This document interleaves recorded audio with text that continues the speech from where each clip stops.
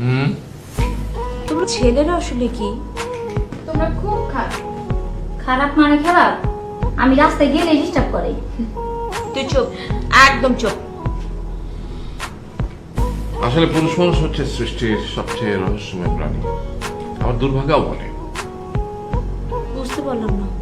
শুনবি? গাধাকে সৃষ্টি করার পর তাকে বলা হলো সকাল থেকে সন্ধ্যা পর্যন্ত তাকে ক্লান্তিহীন পরিশ্রম করতে হবে। সারা জীবন তাকে পিঠে ভারী বোঝা বইতে হবে, খেতে পাবে শুধু ঘাস, আর তার মাথায় কোনো বুদ্ধি থাকবে না। তার আয়ু হবে 50 বছর। গাধা করজোড়ে সৃষ্টিকর্তাকে বলল, আমি এত বছর বাঁচতে চাই না, আমাকে 20 বছর আয়ু দেওয়া হোক। সৃষ্টিকর্তা সেটাই মঞ্জুর করলেন। কুকুরকে যখন সৃষ্টি করা হলো তখন তাকে বলা হলো যে সে হবে মানুষের সবচেয়ে বড় বন্ধু, কিন্তু সে খাবে মানুষের উচ্ছিষ্ট, এবং তার আয়ু হবে 30 বছর। কুকুর সৃষ্টিকর্তাকে বললো, আমি এত বছর বাঁচতে চাই না, আমাকে 15 বছর আয়ু দেওয়া হোক। সেটাই মঞ্জুর করা হলো। এরপর বানরকে বলা হলো, তুমি শুধু গাছের এ ডাল থেকে ও ডালে ঝুল খাবে এবং নানান রকম ফন্দি ফিকিরি করে মানুষকে আনন্দ দেবে, তোমার আয়ু হবে 20 বছর। মানুষ বলল, আমি 20 বছর বাঁচতে চাই না, আমাকে 10 বছর দেওয়া হোক। সেটাই মঞ্জুর করা হলো। এবার এলো পুরুষ মানুষের পালা।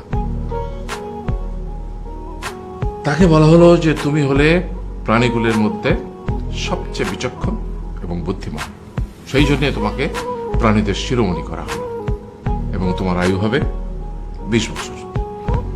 তখন পুরুষ মানুষ বলল, করজোড়ে বলল সৃষ্টিকর্তাকে যে 20 বছর আয়ু অত্যন্ত কম, হে প্রভু, আমাকে ওই গাধার সে যে 30 বছর আয়ু চায়নি সেটা আমাকে দেয়া হোক, ওই যে কুকুর 15 বছর ফিরিয়ে দিয়েছিল সেটাও আমাকে দেয়া হোক, আর যে বানর 10 বছর নেয়নি সেটাও আমাকে দেয়া হোক।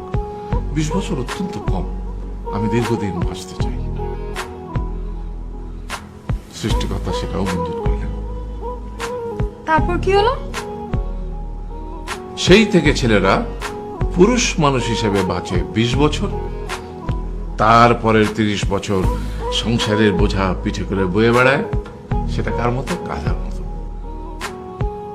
তারপরের 15 বছর সে তার ছেলে মেয়েরা যা দেয় সেই রকম ঠিক কুকুরের মতো উচ্ছিষ্ট খেয়ে বাঁচে। আর তারপরে বৃদ্ধ বয়সে ঠিক বানরের মতো, যেমন গাছের এডাল থেকে ওডাল ঝুল খায় বানর, তেমনি এই ছেলের বাড়ি থেকে ওই ছেলের বাড়ি, আর নানান রকম ফন্দি ফিকির করে তার নাতি নাতনিদের আনন্দ দেওয়ার চেষ্টা করে।